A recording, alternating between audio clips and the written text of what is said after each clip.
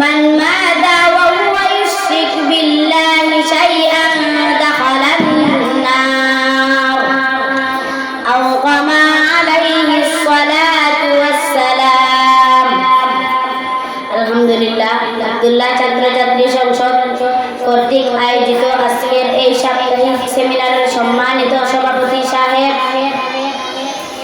ও আমার দূর দূরান্ত থেকে আগত জানপ্রিয় ভাই ও বোনেরা, আমি আপনাদের সামনে কুরআনুল কারীম থেকে একখানা আয়াত এবং নবীজি সাল্লাল্লাহু আলাইহি ওয়াসাল্লামের হাদিসের ভান্ডার থেকে একখানা হাদিস পাঠ করেছি।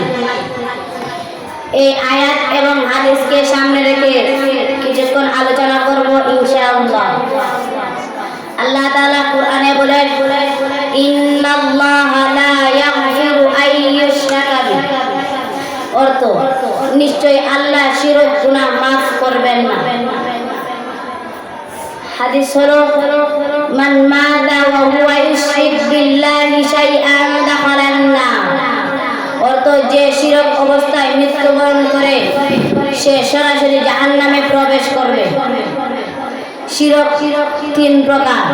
শিরক ফিল রুবুবিয়া, আল্লাহর সাথে কাউকে অংশীদার করবে না।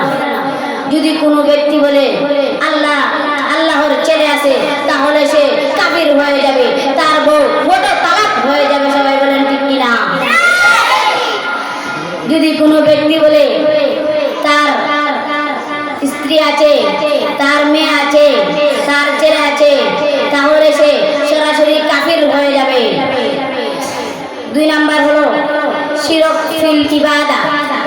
যদি কোনো ব্যক্তি এখানে আল্লাহর ইবাদত করে, অন্য কানে গিয়ে শেখ হাসিনার ইবাদত করে, এখানে আল্লাহর ইবাদত করে, অন্য কানে গিয়ে রাষ্ট্রপতির ইবাদত করে, এখানে আল্লাহর ইবাদত করে, অন্য কানে গিয়ে লেংটা বাবার ইবাদত করে, এখানে আল্লাহর ইবাদত করে, অন্য কানে গিয়ে শাহজালালের ইবাদত করে, তাহলে সে কাফির হয়ে যাবে। সবাই বলেন ঠিক কিনা?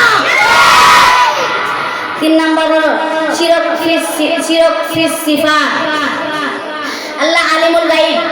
যদি কোনো বন্ডফির বলে নবী আলিমুল গায়ব, তাহলে সে কাফির হয়ে যাবে, তার আবার ঈমান আনতে হবে। সবাই বলেন ঠিক কিনা? এখানে আমার বক্তব্য শেষ করতে। আসসালামু আলাইকুম।